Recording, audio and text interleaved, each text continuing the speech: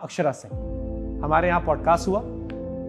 उस पॉडकास्ट में वो रोई भी और हजारों बातें कही, जिसके बाद उस पॉडकास्ट पे हजारों कमेंट आज भी पड़े हैं जिसपे लोगों ने कहा पूछे, जिसमें कहा गया कि रहना है तो औकात में रहो, नहीं तो बाहर जाओ। वो वीडियो कॉल पे बात कर रहे हैं, कहा गया बाहर खड़ी रहो। कोलकाता में गए, हंगामा कर दिया, स्टेज पे जबरदस्ती पैर छुआया गया और अनलिमिटेड बातें आई, मतलब ऐसी हजार बातें जो उस पॉडकास्ट में आई। और फिर ये भी कहा गया कि आखिर में उन्होंने कहा कि क्या गलत हो गया, और जब मैंने उनकी बात नहीं मानी, हाँ ये भी वर्ड था कि वो शादी कर ली और he wanted to keep me as a side में, और जब नहीं मानी मैं तो मेरा करियर खराब कर दिया गया। इस वजह से मुझे एक्टिंग छोड़ के सिंगर बनना पड़ा। बहुत सीरियस एलिगेशन है और उसमें वो रोई भी हैं, बहुत भावुक भी हुई हैं और बहुत सारी बातें आई हैं। और तब से मुझसे आपके फैंस कह रहे थे कि आप जब भी मिलेगा लाइफ में तो ये जरूर जिक्र कीजिएगा, क्योंकि ये बहुत सेंसिटिव टॉपिक है। भाई साहब, जो चीज सो गया है उसको हमसे बुलवा के फिर से क्यों जगाना चाहते हैं? एक बार कहकर खत्म कर सकते हैं, वंस फॉर ऑल जिसे कहते हैं ना कि सर यही है ना, ये अभी साल भर के अंदर ही घटना, ऐसे भी नहीं पुरानी बात है। यही है ना कि बोल देने से खत्म नहीं होगा, फिर से शुरू हो जाएगी। नहीं, उन्होंने मुझसे कहा था कि ये उनका आखिरी है, इसके बाद वो जीवन में कभी भी इस टॉपिक को नहीं कहेंगे, लेकिन इस बार वो कहना चाहती थी ताकि दुनिया जाने क्या हुआ था उनके साथ। 100 बात की एक बात, जब सब बना के ही बोलना है, सब जब दिमाग से ही बोलना है, तो उसका सर मैं बोला ना कि हर बात का सफाई नहीं देना चाहता। भगवान के घर में देर है, अंधेर नहीं। मैं क्या हूं, आप क्या हैं, हमारे बाप दादा कह गए हैं कि बेटा दीवाल का भी कान होता है। मैं क्यों बोलूं सर, मुझे नहीं बोलना। लेकिन आपको नहीं लगता, जैसे एक मुझे पर्टिकुलर घटना याद आई, कहा गया कि एक स्टैम्प पेपर मंगाया गया, उसमें कहा गया कि तुम साइन करो कि मेरी प्रॉपर्टी में भविष्य में किसी विवाद में तुम कुछ नहीं करोगे। मेरी आपकी माता जी का भी जिक्र किया गया कि आपने अपनी माता जी के हवाले से सर और ये सारी बातें सार्वजनिक तरह, ये कैमरे के सामने की बात है क्या? हाँ, सारी बात कि ऑन कैमरे पे है कि एक स्टैम्प पेपर मंगाया गया आपकी शादी से पहले, जिसमें कहा गया कि मेरी मम्मी ने कहा है मेरी माँ की खुशी के लिए तुम ये कर दो कि तुम मेरी प्रॉपर्टी में हिस्सा नहीं लोगी, भविष्य में कुछ ऐसा नहीं कहोगी, और मुझसे जबरदस्ती पर साइन करवाया गया। हाँ सर, ये सत्य है, जो सत्य है मैं बोलूंगा, बोल ही दूंगा,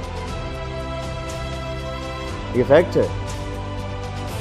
जी, और ये बातें क्यों हुई, मेरी माँ ने ये बात क्यों बोला, काहे बोला, ये भी तो सोचना चाहिए ना।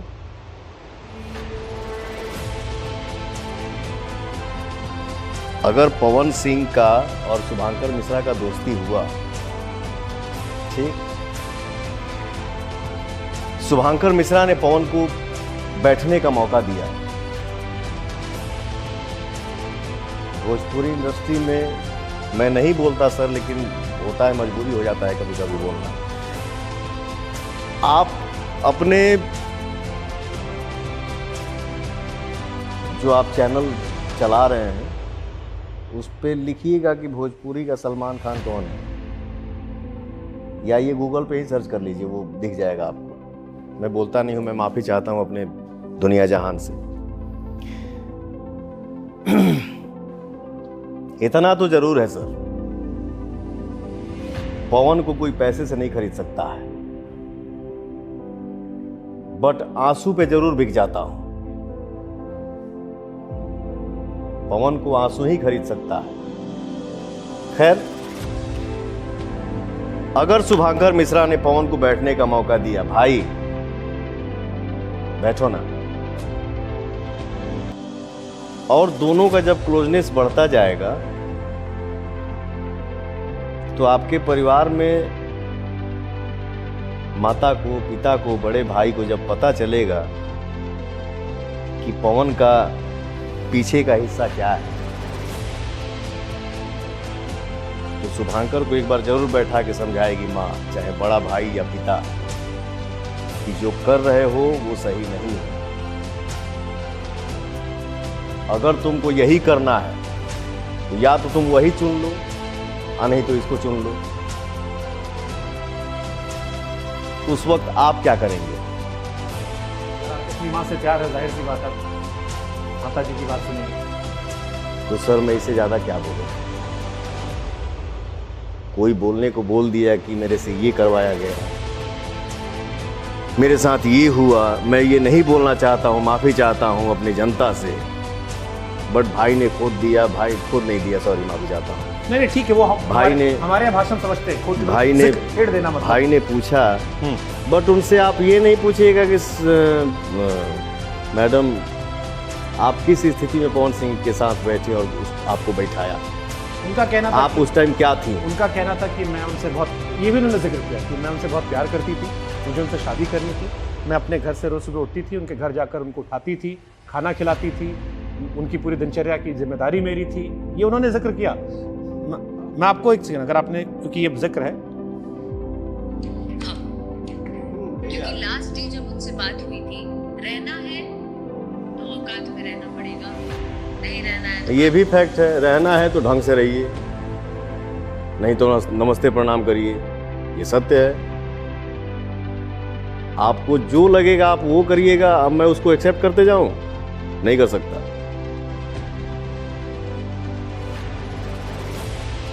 अगर मैं गलत हूं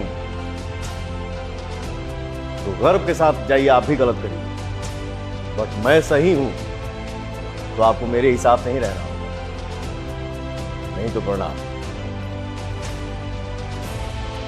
जो बातें आपने बताई, उन्होंने कहा, आपने सुना, दुनिया को भी बताया गया। तो फुट कर रोई थी, बहुत तेज रोई थी, और उस इंटरव्यू के कई हिस्सों में हमें ब्रेक लेना पड़ा, इतना ज़्यादा रोई थी। अब क्या है ना, एक लड़की एक औरत के बारे में एग्जाम्पल दूंगा तो सब कोई अपना अपना पे ले ली, ये भी नहीं बोल सकता।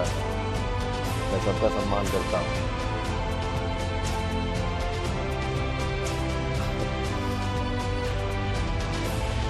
सर मतलब मैं आपको ये इसलिए बता रहा हूँ, देखिए हर तस्वीर के दो पहलू होते हैं। एक वो होगा जो आपका आलोचक वर्ग है, जिसको इस पर मौज काटने का मौका मिल गया। दूसरा वो है जो आपका अपना वर्ग है, जो आपको हर बात पे डिफेंड करता है। मैं आपको ऐसे 100 कमेंट दिखा सकता हूँ जो आपको लेकर आए, जिसमें पूछा गया कि क्या पवन सिंह ने अक्षरा सिंह के साथ गलत किया था, भैया से पूछेगा। अब गलत सही की परिभाषा क्या है? वो तो उसके आत्मा को पता है कि उसने पवन सिंह ने उसके साथ क्या किया। सर मैं अपना बड़ाई अपने मुंह से करूं, कैसे अच्छा लगेगा? मैं कैसे बोलूं कि मैं अच्छा हूं? ठीक है, उसने बोल दिया कि मैंने ये किया, वो किया, ऐसे किया। स्टेज पर आप लोग जानबूझ के गाने चलवा देते हो, जब उनका कोई एल्बम आता, ये उनका आरोप था कि जब हमारी है दिन रह गई, बाकी उनका स्टेज पर हम अपन गाना बजवाई। ऐसा दिन आ गया है पवन सिंह का। आपने ये नहीं पूछा उनसे कि हाँ आप सिंगर बने कैसे? पूछा, हमने कहा कि आपने सिखाया था लेकिन अब मजबूरी हो गई। फिर ये भी कहा कि जैसे उनका कोई एल्बम आता है, आप लोग कभी उनका एमएस लीक करवा देते हो। इस धरती पे कौन कितने % ऐसे व्यक्ति हैं जो अपना धन किसी और को दे देंगे?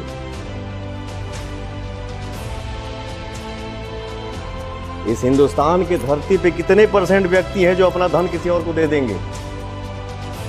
किसी से लगा होगा तब है। उनके माता पिता का कहना ये था, पवन जी मेरे बच्चे का बचपन से गाने का शौक है। मैं शायद बचपन में उसके घर गया भी था तो घर में हारमोनियम भी रखी थी। मैं फिल्म सिटी में शूट कर रहा था सर, मेरे लिए एक सावन का गाना बना था, नाचा हिला के करी हैया पवन सिंह के गाना बजा के।